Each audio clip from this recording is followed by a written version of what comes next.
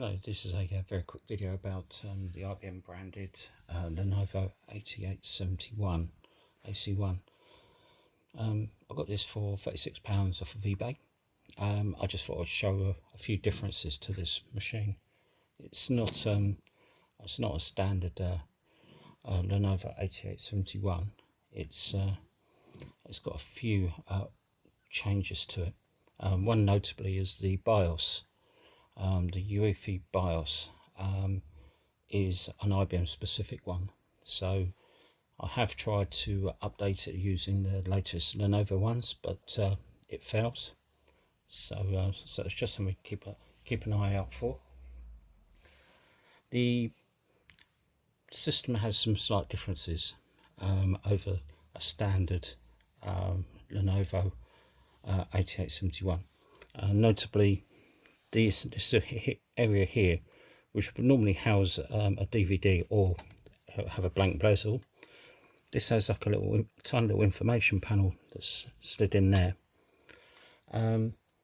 Also, it has a slightly different backplane as well.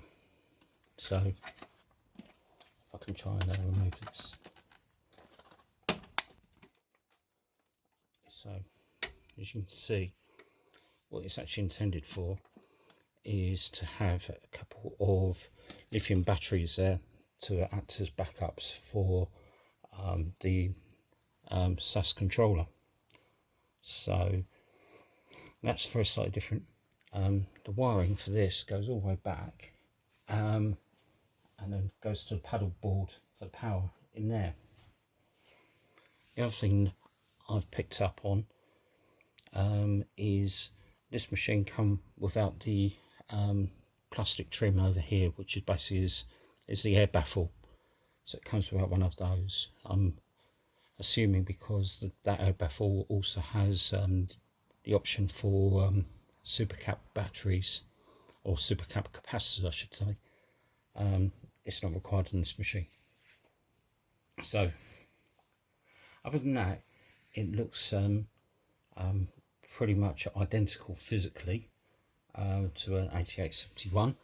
The only other change I've seen on the motherboard that I'll pick out is I believe that this has two USB slots here, which, if I recall, are actually removed on the 8871, but was available on the 5462. So moving forward with this, my plan is to add basically the LCD panel and that's a little LCD itself. And also what I'm going to do is I've got one of these but with the front VGA connector. So I've got one of those, so I'll actually swap that out as well. So that way, aesthetically, it will look like a standard 8871. I will remove these because what I'll probably be doing is, as with my other 8871s, I will put the expander card, the SAS expander in, which means this will become available for all the additional storage. I think that's pretty much it. And just about the upright riser, I was hoping that'd be an NL2 so I could have a much better 10 gig Ethernet connection, but unfortunately not. That's just the standard PCI.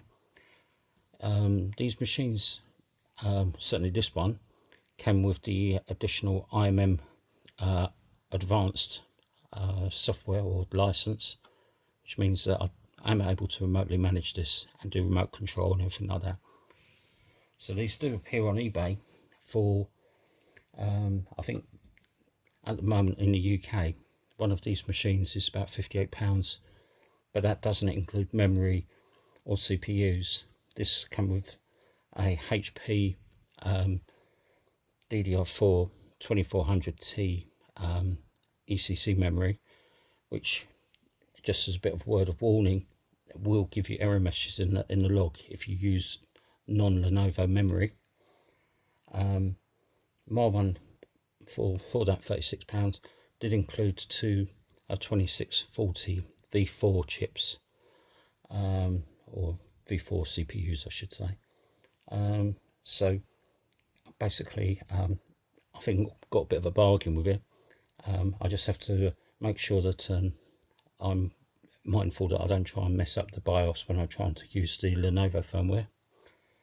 I did find a download for QRadar version 9, which had some 2018 BIOS updates for this, so I've updated it to the latest IBM ones. And what I'll probably do is I'll probably put a link in the description for those. So I was able to download those off the IBM website, burn a disk, and perform the upgrade. And yeah, went quite smoothly without a hassle. The only other quirks with this is this caddy. Notably, it's got a little blue triangle compared to this one, which is red. Why I point that out is the red ones are Lenovo, the blue ones are the ones for the IBM Linux P series and I series type servers. So there's certainly a lot of similarity with some of IBM's own machines with this, even though this is obviously a rebranded Lenovo system made for IBM. Anyway, hopefully you found that useful. Please like, subscribe, and I'll carry on publishing these short videos as I find something I find interesting. You hopefully will as well. Thanks for watching.